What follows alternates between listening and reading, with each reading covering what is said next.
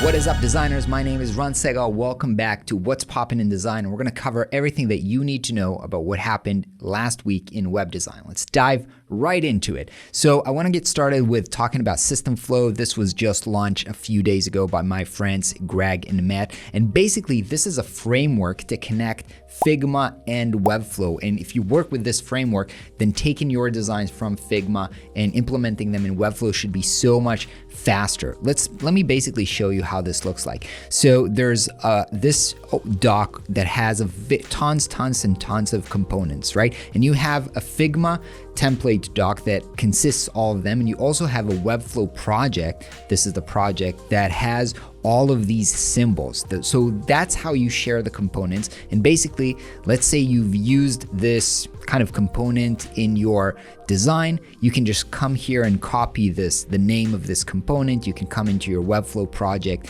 and just paste the name of the component right here, bam, and now you have this component in your Webflow project. Now all you have to do is unlink this from the symbol, change the text, change the image, and bam, you have the design that you've used in Figma inside your Webflow. I think this is super interesting. I still didn't put this into my process yet, but I'm definitely gonna check this out in depth and see if this can make my work process faster. Really interesting.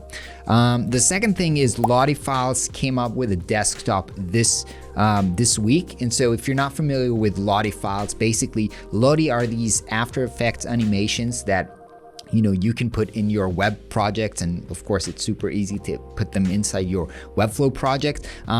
So that's the way to actually export the After Effects animation into this Lottie file, and then you upload it into the web. So Lottiefiles have a bunch of animations that you can download and start using, and they all now also have this desktop players so that you can check and see how your animations look like, and again, just make your animation export process much easier. Great work on the Lottiefiles project as well. Another no code, so we have this no code theme going on this week, it seems. So this noncoders.club.com, basically it's kind of an archive of all the no code tools that are going to help your you work as a freelancer and as a designer, all the tools that you need. So of course, if you're a designer, you can go into design and see all the no-code tools like Webflow, like Figma, like Undro, like colors, Panda colors, all of these things.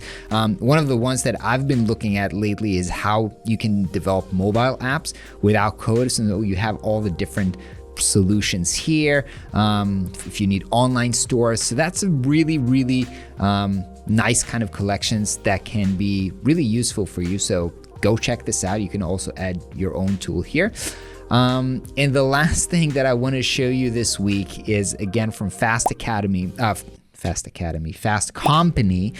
which is a great kind of resources for design articles.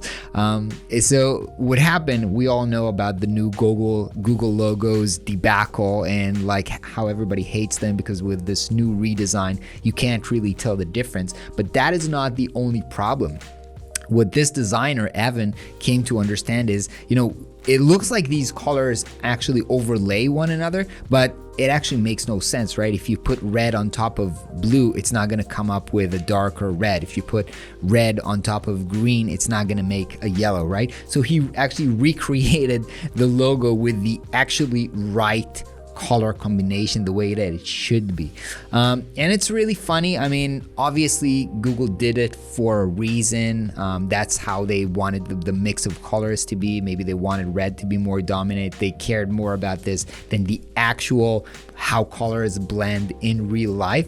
Maybe they don't even have orange in their palette to begin with, so they don't care about this. But I like this because first of all, you can see how this logo debacle, people really care about this. And also I think from a marketing perspective, how when you're tackling and you're doing kind of a redesign of something that is trendy right now, that's going to make you popular and get your name in big news magazines. So congrats for Evan for doing this and having his project go viral. And yeah, hopefully maybe Google take notice and come up with icons that we find easier to use. All right, that's all for today's news show. We'll see you back here next week. And in the meanwhile, have an awesome day.